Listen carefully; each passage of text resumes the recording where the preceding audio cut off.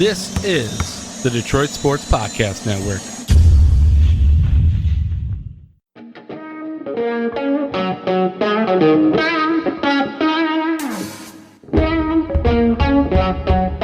The biggest icon in podcasting.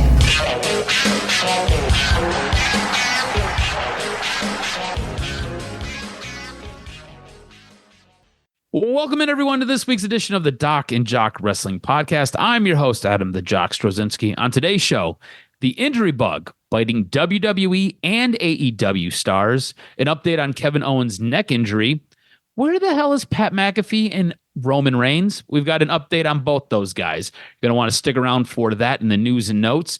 WWE, Bill Goldberg, final match. What's going on with this? As well as Night of Champions. This is your go-home show for the Night of Champions pay-per-view, as well as AEW and our continued build towards All In. Help me break it all down, sort it all out. He's the one. He's the only. He is the Doc, John Macaroon. What's up, cuz? Looking forward to it. Night of Champions. It seems like the Saudi crowd's been very emotional. A lot of loud reactions, unusual reactions for CM Punk. A viral photo with some kid getting shoved out of the way by CM Punk. Not literally, but it was like weird timing. It just feels like, you know what I mean, cause that the athletes and, I just think the airport's not a spot that, just really think about it. The dude just spent 15 hours probably on a flight.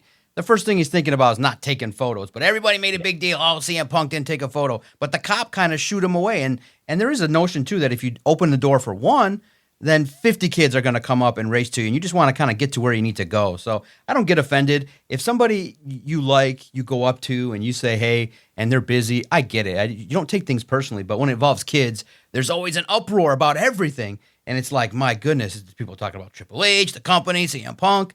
But in the end, Night of Champions is going to take place. I am a little surprised, given the wartime issues going on. I thought maybe earlier in the week, when there was all that discussion, not that it was really for safety, because I do believe that WWE and TKO could make it very, very safe based on the location. But just with everything going on, my anxiety level would have been super high just going over there, over to the Qatar airspace. I just would have been a little bit freaked out. My anxiety would have been high. And I just don't think it makes for good performance. I just think that something is in the air. You just hope that all the performers get in, get out of this night in a safe manner. It was just a little bit crazy with everything going on, that there was a lot of uproar about the event taking place. I'm glad it is, because I figured that the statement Triple H read would indicate that, hey, the show must go on. But my God, my anxiety would have been high. And if some of the performers backed out, I would not have blamed them. But because Night of Champions is going on, I'm curious, what would you think of some? I'm curious, what'd you think of how the week built up and this whole hullabaloo about the event? I was surprised that it continued and it's going to continue in Saudi Arabia. That kind of blew my mind. This coming off the heels of the U.S. bombing different nuclear sites in Iran and just obviously what's going on with the countries over there is kind of, like you said, wartime is just kind of escalating, and it just seems to be more and more bombings and violence. And right in the middle of all of it, we're going to have a WWE pay-per-view. Like literally right in the middle of all of this, we're going to have a WWE pay-per-view. I was shocked. I was blown away. And more to your point about, CM Punk getting off of a flight and kind of shooing away people who want photos. I just don't think there's a lot of common sense. I don't feel like airports are necessarily the best spot to try to get your favorite superstars autograph or your favorite athletes autographed. I don't know if you've seen Kelsey Plum kind of got raked over the coals for the same thing, where there was a fan who wanted a photo from her, and she was basically like, get the hell away from me. Like, what? These are real people too. Like, think about it. You just got done traveling a couple of hours. You just got done sitting on a plane. Do you want to sit there and stop and have to sign everybody's autograph? Because like you said, when there's one now leads to 50 or more. Do you want to do that? The answer is no. You just landed. You want to get your bags and you want to go to where you got to go. I'll fly it for 3 hours, which is much less than what they're flying for. I just want to get my shit and get out of the airport. I don't even like flying half the time. You don't like flying. So like, I totally get it. I totally understand. I just sometimes think people have to be smarter and have to use a little bit more intelligence when it comes to these types of situations. But all that being said, completely shocked and pun intended, blown away that Night of Champions is still taking place over in the Middle East with everything taking place over there as it stands. We did have our build towards WrestleMania, and we are building towards Saturday night's main event, which will be taking place here next week. I want to get your thoughts on the Bill Goldberg conversation that we seen on Monday Night Raw between him and Michael Cole. It was alluded to that this is his final match, and it was alluded to him possibly winning the championship from Gunther, and it was alluded to that he could maybe walk away with a title. I feel like that notion's being overdone, as that has been John Cena's thing for the last couple of weeks or months.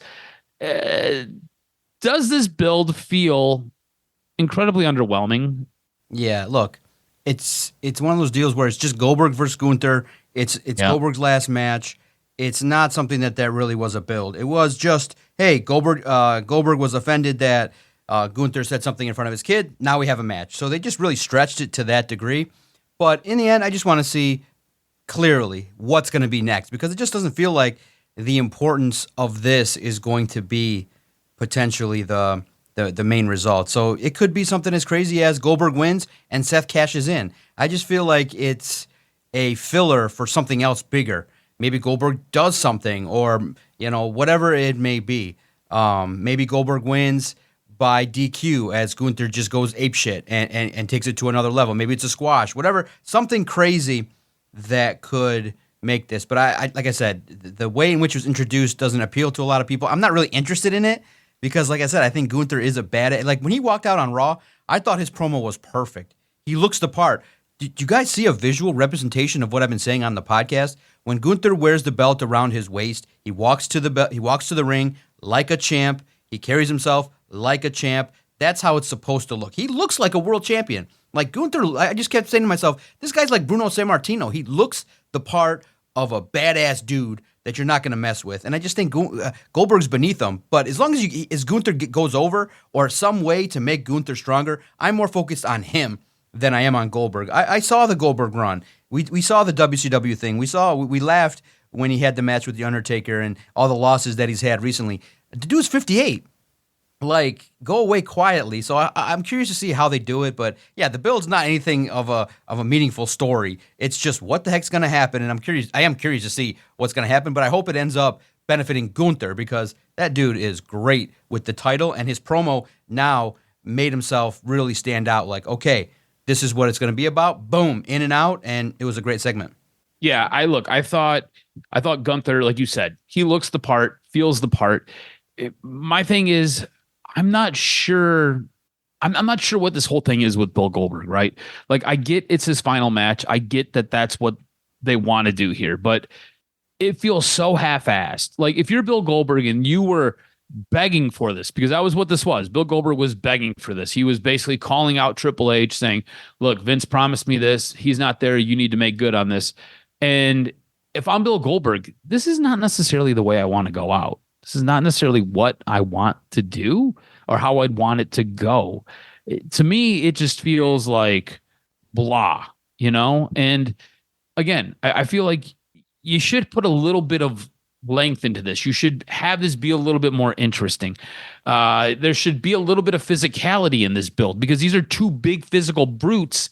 And to me, it just feels like we're doing a lot of talking, and I don't know. It just, I'm not interested in this. I don't think, if this is Bill Goldberg's final match, if what they say is true, then he's not winning the belt. Like, you've already kind of taken away any intrigue from that match. Like, how it's going to end. Gunther's going to retain his strap and it'll be over. The hope is that Bill Goldberg can go 5, 10, 15 minutes and give you something worthy of being a good match. Because again, Bill Goldberg's matches are generally quick. The entrances combined usually last longer than the match. I don't know if that's what we're going to get, because again, when he walked to the ring, he looked like he was slightly hobbled with a bad knee. So I'm not sure what the expectation is for here. I don't know what the massive intrigue is for here. Again, this is some counter programming for what's going on with AEW, and we'll talk a little bit about that in their pay-per-view coming up next week. I just don't see the glitz and the glam for this match, and it doesn't have me excited. And I really feel like you could have put this, if you really did things differently, you could have put this on this pay-per-view that we're about to talk about, and some of the stuff that went on this week with this pay-per-view. And I feel like that probably would have been a better spot, seeing how Bill Goldberg has kind of been the king of Saudi Arabia. He's had some of his best moments over there in Saudi Arabia at the back end of his career. So to me, it just kind of felt like another missed opportunity with all of this. But all that being said, this week we had our build towards Night of Champions in Saudi Arabia, taking place on Saturday at 1 p.m. So you get your afternoon pay-per-view, which is always fun. These are always a good time. I kind of do enjoy the afternoon pay-per-view. It's going to be on Peacock. You can check it out there. We get to watch Sami Zayn take on Karrion Kross. This has been a bit of a long build, bit of a slow build, and not quite sure what's going on with Karrion Kross. I'm not sure if you've seen the news regarding Karrion Kross, talking about him not getting a major push and him not getting pushed because he refuses to take a back bump, to just sit there and take certain bumps. A matter of fact, some conversation being had with a guy like Wade Keller is that he spoke to people and he's just afraid to bump. He's afraid to flat back bump. And some people speculate that it's him basically covering up and is a little bit afraid because of a prior injury. I want to get your thoughts on that before we actually delve into this match that's taking place at Night of Champions. Do you think there's any legitimacy to Karrion Kross and maybe him not getting the push that he maybe deserves, or the push that maybe we expect for him, because he is afraid to flat back bump? He is afraid to get in there and take those bumps. I know with this conversation kind of spilling over into the Twitter or X landscape, there have been different clips that have been highlighted to kind of back this argument, and you're kind of like, I guess so. I mean, we really haven't seen Karrion Kross in a match, and I can't tell you how long. If you do watch Speed, he has competed in a couple of the Speed matches that take place and air on X or Twitter. But what are your thoughts on Karrion Kross's push being stymied or maybe cut short because he's not willing to bump like other guys are willing to bump? See, that report was weird to me because I don't think I thought it was different too. Yeah, because Triple H is the wrestler's wrestler. He's not going to put guys out there to not work and work with the boys. Now, it's tough to analyze because the guy, you look at it and you say, my goodness, the guy hasn't had any matches to bump with. I mean, he gets 5 minutes on main event every week, and he gets a big ovation. He's done a lot of work to promote himself. He got a T-shirt on Raw. He's got like an underground. I do think this is a jumping off point, the story with Sami Zayn. It's a good opportunity. So I'm very curious to see how it shakes out, and I'm very excited for the opportunity that he has against Sami Zayn because, look, he's over. He's got some support from the internet community. I don't think that he's scared to bump. I would just say, look, in the end, too, there is kind of talk, I think you said in one of your news reports, that his contract could be up. So It's kind of one of those deals where you got to protect the asset because there could be a bidding war with three companies. And if you're Karrion Kross and you kind of read the tea leaves, there's potential that you probably gotten word that a company could want you that's not the WWE. And if you can get sold that, hey, you'll get a push, you'll get like a monstrous, hey, push forward. Like, I think Karrion Kross could go to AEW right now and get in there with Bobby Lashley and have a main event. So, to me, I think my assumption would be protecting his own investment. But I don't know. I just think that Karrion Kross could be used so much better like he was in NXT. And if they tell the right story, there's money to be made with that guy. Yeah, for sure. I feel like this is a guy who cuts a fantastic promo. He's an intriguing character. If you allow him the creative flexibility to go out there and tell the story, I feel like he's fantastic for it. I feel like he's got a really good look. Obviously, he's got Scarlett on his side, and she's something fantastic to look at. So I feel like it all really works. it just, for some reason, in WWE, on the main roster, it just hasn't. In NXT, he obviously was a fantastic character. He was really, really good. But in NXT or in WWE, being called up on either the red or the blue brand, it's been more misses, and I don't know why. I can't figure it out. I think this might be one of the more frustrating things. And here's the thing: when he was initially let go, he talked about how he had a really hard time understanding what they were trying to do with him, and how he really wanted to go back and really fix things and make things work. And I think we all thought, with Triple H being in charge, this was going to be a slam dunk. This was going to be something that was going to be hit out of the park. And it just really hasn't worked. And his contract is coming up. Don't know if he's re-signing with WWE or if he's possibly going to one of the other wrestling organizations. Not sure where he's at. So it kind of brings you full circle to this story with Sami Zayn now, where he's going to get a shot on a pay-per-view. Obviously, he's got to go over to Saudi Arabia. Sami Zayn, the king of the Arabs, right? The king of the Arab Empire is Sami Zayn. All of the fans over there recognize with him. They love him. He's basically that international superstar in that part of the world. I don't think you beat Sami Zayn in Saudi Arabia. I don't think that works. As much as you want to push Karrion Kross, you want to get Karrion Kross maybe a little bit of legs, I think Sami Zayn comes away with the win here. And I think Sami Zayn's going to beat Karrion Kross. What do you think? Yeah, it's a fair thing, right? It's I love the punch. I love the way they set it up. Where I thought that was fantastically done. It was done well. Yeah, I think Sami Zayn does end up winning it. All right, we both have Sami Zayn taking the dub over Karrion Kross. Our next match is the United States Championship match: Jacob Fatu versus Solo Sikoa. I could see Solo Sikoa using lots and lots and lots of outside interference here. Maybe we get a new bloodline member. All that being said, I don't think you're going to take that belt off of Jacob Fatu. I feel like there's so much money to be made with him right now. I've got Jacob Fatu winning this. Ooh, yeah. I mean, the push seems there, right? It seems like the opportunity's there. It could be a win by disqualification. Solo does something. It doesn't have to be a clean pin potentially, but I do think Solo wins it and has a chance to continue to get over. Man, that ovation he's going to get is going to be massive. Mm-hmm. Do you think maybe we see Hikuleo, or maybe we see another bloodline member introduced?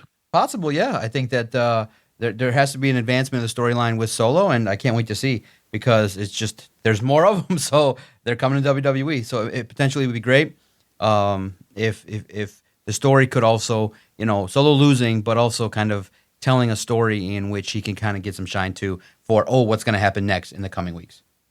Yeah, absolutely. This leads to our next match. It's a street fight. Rhea Ripley versus Raquel Rodriguez. Raquel Rodriguez this week on Monday Night Raw ends up slamming Rhea Ripley through the announce table, which in my mind, when that happens, Rhea's winning this match. I think it was safe and good money to bet on Rhea Ripley as it was. I think Rhea Ripley wins this. I will be interested to see what takes place with Raquel Rodriguez now that Liv Morgan is no longer able to wrestle and can't go. Do they put more of an emphasis on Raquel? Is Raquel able to kind of maybe step out of that shadow a little bit and really kind of build herself back up? Remember, she was kind of a big deal for a while, and she ended up getting hurt. And then next thing you know, I don't want to say she fell off, but it's felt like it's been a little bit difficult for her to kind of get back to where she once was. And maybe it's because Liv was there and she was kind of playing Robin to Liv's Batman. I don't know where Raquel ends up going, and I don't know what ends up happening with those tag belts. Again, the tag belts seem to have a curse for the ladies, but I'm betting on Rhea Ripley, and I'm taking Rhea Ripley in this match. Yeah, how do you see this one playing out? Man, it was really cool to see Raquel look a little strong, but yeah, absolutely. Mommy's always on top, and I think the fans would love that in Saudi Arabia.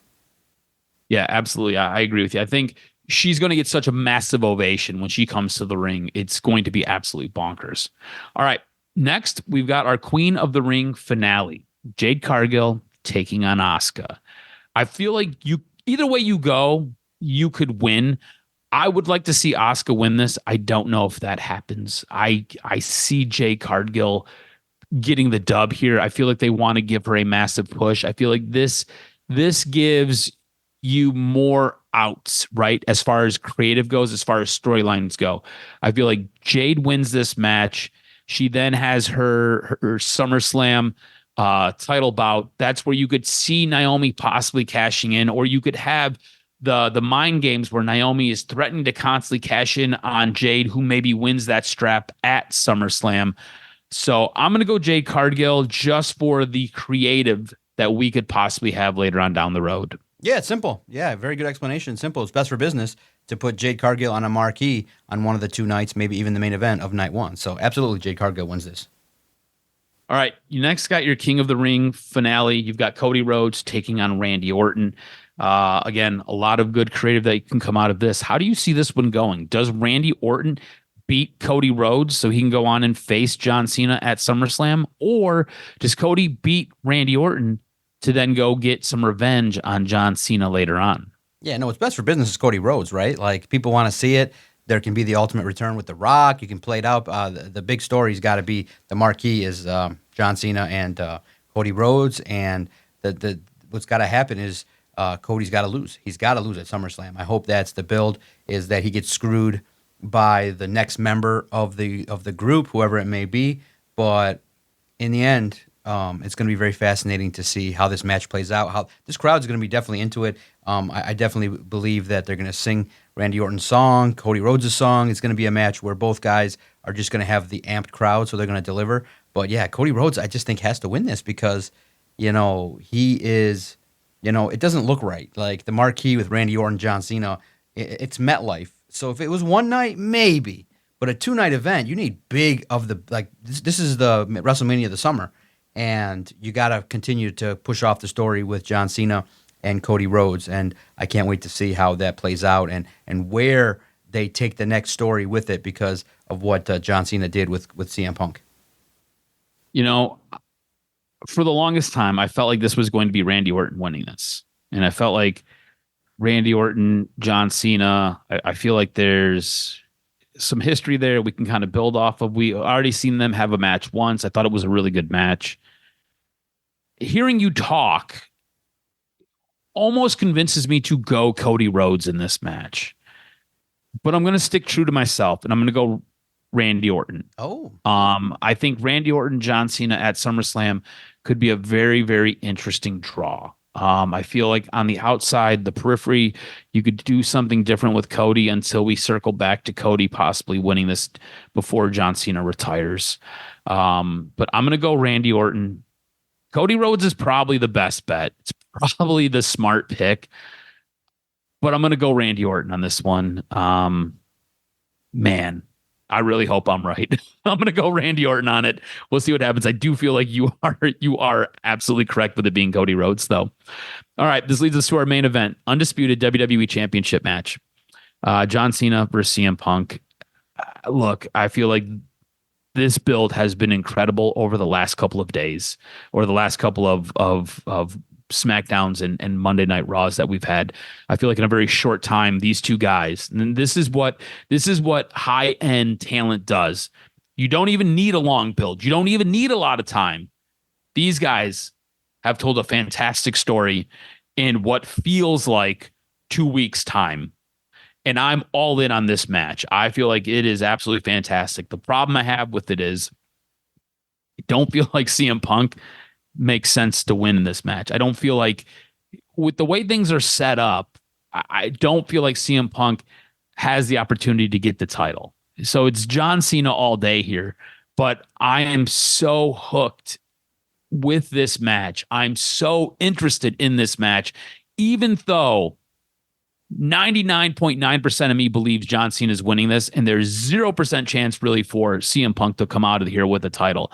But I think they've done such a fantastic job building to it, and I think it's arguably one of the best short-term builds we've ever seen. I've got John Cena winning this match. Yeah, John Cena is going to win it. It's going to be great to see the impact of what happens, who interferes, what makes it a heel. It's going to be the heel John Cena getting everybody riled up that maybe CM Punk is close to winning and then something happens. So yeah, John Cena's got to be the marquee of SummerSlam, and it's just got to be hopefully a great match that people remember. But there's probably gonna be interference from you know who, and even if it is, it's fine, man. Seth Rollins costing John Cena. Seth Rollins costing CM Punk even more just adds more and more layers. The more he does it, I think the more the return is when they have their next match. Absolutely. And if we take a look at calling the card, right? I lead you by 1 point. It's 4-3. Again, your Cody Rhodes selection, I feel like, is going to be the difference here. And it could be all knotted up when it's all said and done. Taking a quick look at our selections, we are pretty much in lockstep together. We both have John Cena winning. We both have Jade Cargill winning. We both have Rhea Ripley winning over Raquel Rodriguez in a street fight. We both have Jacob Fatu retaining his United States Championship. We both have Sami Zayn beating Karrion Kross. Where this will be decided is with Cody Rhodes versus Randy Orton in the finale of the King of the Ring. You've got Cody Rhodes. I've got Randy Orton. That's where I'll either take a 2-point lead on you, or it's going to be all knotted back up, and it's going to be incredibly close, I feel, the entire season of our calling the card. Let's take a look over at AEW. As we're building towards All In, it's taking place next week on Saturday. Swerve and Will Ospreay ended up teaming up together. They delivered what was a fantastic match to kick off Dynamite.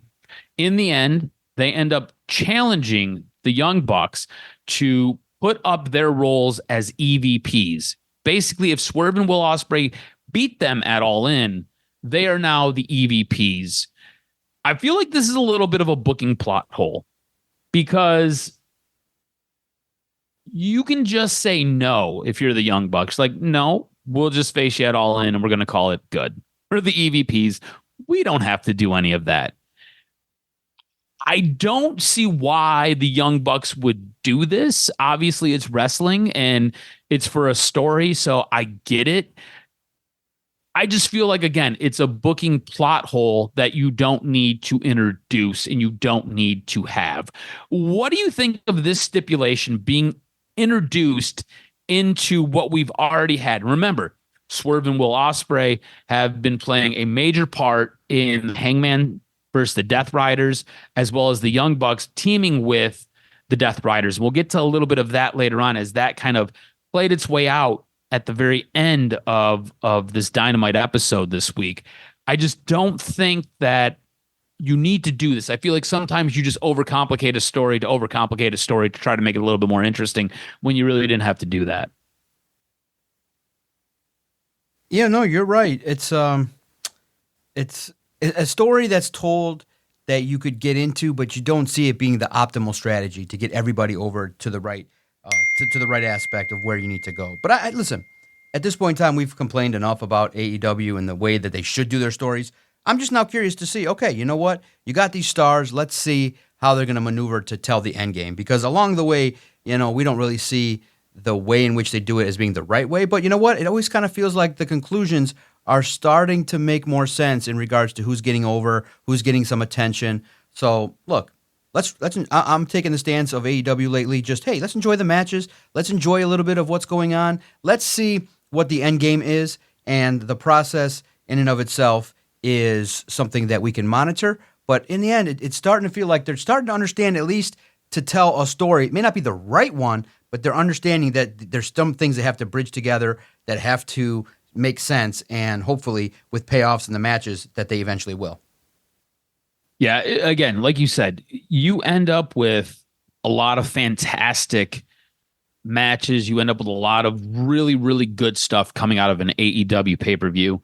And this might all just be part of that, right? I feel like you don't maybe necessarily have to go down this road. Again, the Young Bucks are fantastic. Swerve's fantastic. Will's fantastic. I don't know if you need to just kind of add this in. Sometimes I feel like sometimes you've got just the right amount of spice in the dish, and here you are just adding a little bit more thyme, a little bit more oregano, and a little bit more salt, and it was just fine the way it was. You didn't need to add all that. We'll see how it works out. It could be fantastic. The thing that I find interesting with specifically this episode of Dynamite, and specifically with where we're going with a lot of AEW programming, is a lot of it all seems to be interwoven and connected with the Death Riders. Again, Young Bucks, Swerve, Will Ospreay, all connected to the Death Riders. That leads us to Chris Statlander, who is actively being recruited by the Death Riders. Wheeler Yuta and Marina Shafir assisted her in qualifying for the Casino Battle Royale at All In. To me, I kind of felt like we were at the end of our Death Riders storyline. I kind of felt like we were at the end of our story arc, which will lead us to our Hangman conversation coming up here in a moment. But I guess the question is, doesn't it feel a little bit late to be recruiting Chris Statlander to the Death Riders? I kind of feel like we were at the end of our Death Riders run. I kind of felt like we were setting things up for Hangman to kind of put that final nail in the Death Riders coffin. But here we are with Wheeler Yuta and Marina Shafir actively engaged in trying to get Chris Statlander to their side. Last week's edition of Collision had them talking to her, had Jon Moxley talking to her, and now you see her getting helped out in this 4-woman match for the qualification of the Casino Battle Royal. I'm perplexed as to where we're going with this. The question is, doesn't it feel a little bit late to be recruiting her to the Death Riders? And I'm not sure where we're going with this storyline. What are your thoughts on her being recruited to the Death Riders? You're absolutely right. Yeah. What took so long? That's my note. Dang. Hey, listen, I think it's a right move, and that's some way to get continued elevation for a character. I think that can do some things, and I think maybe Jon Moxley and the crew see something, and Tony Khan sees something in her and what they can build. But yeah, it took a little too long, but hey, this is one of those deals where they can get it right with the story that they tell. So I'm okay with it. Better late than never is how you want to look at it. Yeah, I guess, again, I feel like Chris Statlander could be a massive star if you just booked her right. Just like Willow Nightingale could be a massive star if you just booked her right and gave her a little bit of run. And I still feel like their interactions together, especially in this match, were really, really good. Especially when the mics picked up some of the conversation that they were having. I thought it was good. I don't know what you're doing. And again, it just feels really, really late to try to be recruiting her to something that I feel like is at its end, which leads us to Hangman Page, who ends up getting attacked by the Young Bucks at the end of his match against Beast Mordos, which again, Beast Mordos main eventing Dynamite. I wonder why. But they use the EVP trigger on him, and it allows the Death Riders to come down, and Jon Moxley ends up choking Hangman out, and then you get backup that arrives in the form of Will Ospreay. Swerve obviously did not. He ended up attacking the Young Bucks, and so he got removed from the stadium. But you also had the Ops coming down. So again, you've got this storyline where you're introducing a lot of different characters, right? You've got the Ops getting a little bit of rub here. You've got Will involved. The big thing that's going to end up flipping this entire thing is going to be Swerve Strickland. Like spoiler alert, we're going to get to All In, and it's going to be Swerve that's going to be the deciding factor in this match. And whether or not Swerve turns on Hangman, I think is how this is going to play out. And we'll save this for next week when we talk, is going to be what's going to decide whether or not Jon Moxley keeps his title and Hangman maybe beats him and puts that final nail in the Death Riders coffin. But I thought it was interesting to have the Young Bucks completely turn on Hangman Page, because again, it was accidental. I'm using finger quotes here. It was accidental last week when Hangman hit, I believe it was Nick with the clothesline, with the buckshot lariat. To have them come down, lights go out, and them hit him with the EVP trigger was bonkers, only to then leave his carcass for the Death Riders. What did you think of that? I feel like now there's a hard line drawn in the sand for where the Young Bucks are in relation to Hangman. And obviously it was known before, but they are now definitely in cahoots with the Death Riders in trying to take out Hangman Page. Yeah, no, I like it. I like the story. I think that Hangman needs to have challenges because that makes the win that much more epic. The more that's stacked against him, the more betrayals, the more that he's got to face. Hangman Page's win is going to be that much more epic. You're going to see a wild, probably overbooked finale in that match. But in the end, We all expect Hangman Page to overcome betrayal, challenges, the Death Riders, and I think it's going to result in a great pop to finish his journey, as we have started to say. So, absolutely, I just think that EVP's got to continue to build their heel characters, keep it going, and it'll make it that much more sweet when he does win. So, I like what they're trying to accomplish in the manner in which they're trying to stack the cards against Hangman Page, and it's going to work out in the end. It's going to be interesting what takes place next week because, like I said, the more this kind of continues on, I could see Swerve showing up in not helping Hangman, which allows us to continue with this Death Rider storyline, especially since there's this active recruiting of Chris Statlander now. To me, it feels like we should be at the end of this story, but hold up, wait, maybe we are not. So we'll have to see how this plays out next week. I'm going to be interested to see what happens with this build over next week as we get to the Saturday pay-per-view for All In. Again, the thing that has me on the edge of my seat is this storyline with Hangman Page and the Death Riders thing has been absolutely fantastic. Was there anything else from AEW that really captured your eye this week, or that you really thought like, man, that was cool, or you were like, man, that kind of sucked? No, look, I thought MJF showing up and continuing his feud with Mystico was interesting. Look, MJF doing his thing. I think that you're starting to see some complaints a little bit about his shtick being kind of the same, but I'm still curious to see where that goes with the Hurt Syndicate, and I'm curious as they evolve in the second half of 2025. I do think that's a group that you got to continue to highlight and get them more over. And the Briscoe scenario, I think, is an untapped potential too. Two guys with their stock is rising is the Hurt Syndicate, the Hurt Business, and the Briscoe.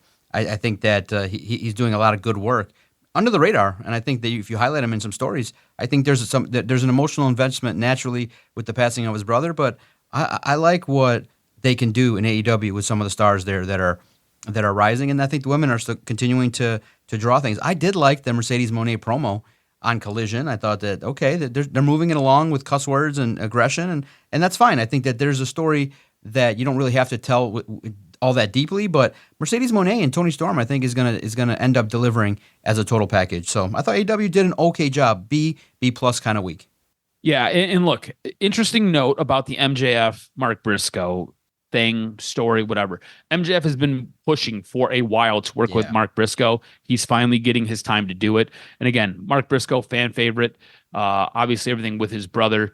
So kudos. I think they can make a really good story. I think they could do a lot of really good things in the ring. We'll get to see it here very, very shortly. Real quick, you want to throw out a show of the week this week? We're recording this a little bit early. We're recording this before SmackDown airs, just for time constraint purposes because it's such an early pay-per-view. Yeah. We're trying to get this out as fast as possible. Yeah, show of the week I think is Raw. Did a good job. I thought the Gunther promo, Seth Rollins work, decent. I think that Braun Breaker, every time you put him in the ring, you want to see what he's all about. So good show on Raw.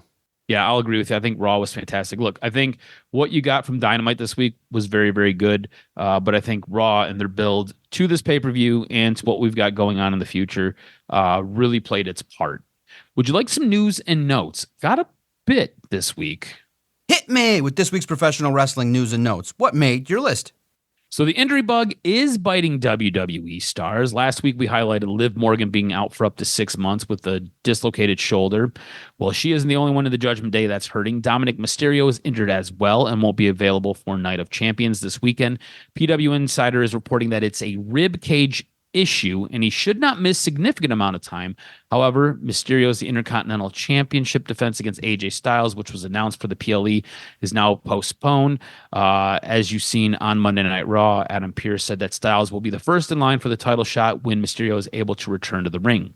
Now, also, LA Knight dealing with some possible injuries. Michael Cole provided an update on Knight's condition, stating that Knight had suffered a bruised sternum and separated rib cartilage. He added that Knight will be out of action indefinitely due to these injuries that he suffered at the hands of Bronson Reed's last week's on SmackDown. It could just be storyline, but it could also be something that's covering for something a little bit more serious. We'll kind of keep you updated as we figure out what's going on with LA Knight. Now, Corey Hayes of Bodyslam.net is reporting that Chad Gable is currently dealing with an undisclosed injury. The we were able to kind of figure out what was going on with Chad Gable a little bit later on in the week. Gable appeared on this week's Monday Night Raw in Columbus, Ohio, taking part in a backstage angle with Penta, which resulted in the former AEW star attacking Gable and delivering the sacrifice arm breaker. Now, PW Insider had later come out this week and confirmed with multiple sources that Gable was set to undergo shoulder surgery next week after working hurt for some time. Gable last competed on the June 18th episode of WWE Speed that was taped on June 17th when El Grande Americano successfully defended his Speed title against Berto. Now, an AEW star is also dealing with a serious injury. Buddy Matthews was last seen in a ring at AEW Grand Slam Australia in February in a losing effort against Okada for the Continental Championship.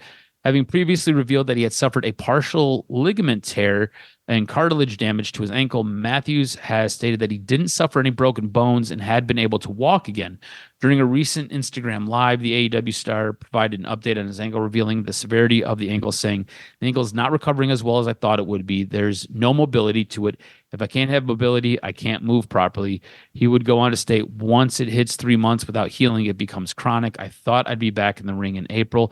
There's no timetable for his return at this moment." Sticking with injury news, we have an update on Kevin Owens. Speaking on Cody Rhodes' Do You Want to Talk About podcast, Owens noted that he's waiting until mid-July to have surgery.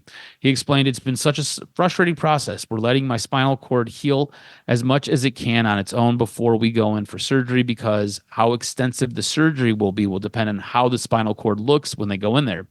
We're waiting until mid-July to do the surgery. Hopefully it's back to normal, or it's a normal neck fusion. It might not be. We don't know. So since then, I felt fine. My neck's been fine. I'm not in pain. I have no real symptoms you would expect someone with a spinal cord injury to have. But in the last week, for some reason, all the symptoms came in one shot. All the symptoms you'd expect me to have: the pain in the neck, the stuff going down the arms, the legs, not really responding. It's all been happening. So it's been pretty effing brutal. I really can't wait for the surgery and then to move forward, whatever that looks like. But it's been frustrating." Owens announced on April 4th's SmackDown that he had suffered a serious neck injury, which resulted in his match against Randy Orton at WrestleMania 41 being pulled.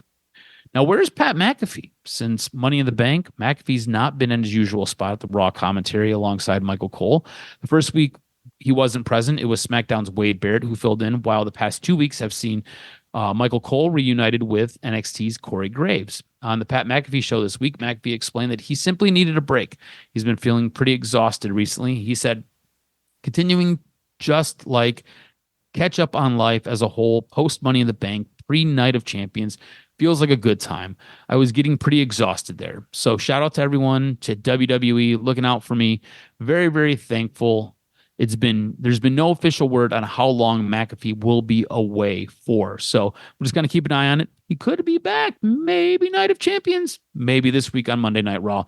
We'll see what takes place." Now, what's going on with Roman Reigns? Well, we have an update. As of now, it looks like Roman will be cast in the upcoming live-action Street Fighter movie based on the video game. Roman will be playing Akuma, according to Fightful Select and The Hollywood Reporter.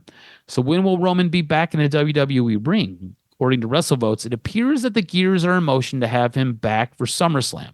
Roman was last seen on the WWE Raw after WrestleMania 41 on April 21st, so he could be appearing here very, very soon. We'll keep you posted if we hear any more concrete details. But that's going to do it for this week's wrestling news and notes. Make sure you follow Adam on Twitter at AdamRSTROZ. Follow us at Detroit Podcast. The wrestling community has done something great. On July 1st, cuz, one last bit of information. On SiriusXM, Dave LaGreca has accomplished what he set out to do 17 years ago. And he started out just 1 hour talking wrestling on the radio. And he built it. And starting July 21st, if you're craving wrestling content, he has now built and established and got the green light for a 24-hour wrestling channel on SiriusXM. He'll have multiple shows, replays. He's got Matt Cardona. He's basically assembled the crew, the Peter Rosenbergs, the Sam Roberts, the Jonathan Coachmans. If you're a big-name wrestler and you're a big-name broadcaster, he's got them to do this 24/7, calling it Pro Wrestling Nation 24/7. So it's great. You'll always have access to some wrestling content, analysis, breakdowns. So good for him, because that just ups the ante in regards to opportunities for others and things like that. Yeah, there's a little bit more Denise Salcedo, and she's interesting, but a cool guy affiliated with SI, Robin Lumberg, is also part of it on the weekend. So there's some cool stuff going on. But 24 hours a day, there'll be wrestling shows on. Some of them will be replays, but 24 hours a day, 7 days a week, a wrestling show will be on Sirius XM. And for us, make sure you follow us every single day at Detroit Podcast. If you agree or disagree with any of our predictions, takes, let us know. Let us know what you're thinking. Definitely a big part of the Detroit sports scene. We appreciate all the support, appreciate all the fun wrestling references that we get to make, and it's been fun to break down wrestling these last few years, and now it's getting good as we approach the summer with AEW, WWE, TNA, Trick Williams is doing his thing, Joe Hendry, Slammiversary is coming up, so lots of great wrestling content. So hit us up. Let us know what you think at Detroit Podcast. And the last nugget, a nice note, Abyss got himself a entrance and a character in 2K. It's nice to see him react. He's kind of been a guy that's been at the forefront of TNA in the past. Now he's a producer, big-time producer with WWE, and to honor those that are doing big things. So it's fun to see when those people get appreciated, to see Abyss seeing his own little video game entrance. It's pretty cool, because Abyss was a badass dude, and he had a lot of great angles and memories at TNA. For the Jock Adam Straczynski, I'm the Doc, John Macron. I can't wait to fire it up and review Night of Champions. Hopefully everybody goes, returns, nice and safe, and hopefully the matches deliver, and there's a good chance they will, because WWE delivers, just like the Detroit Sports Podcast Network.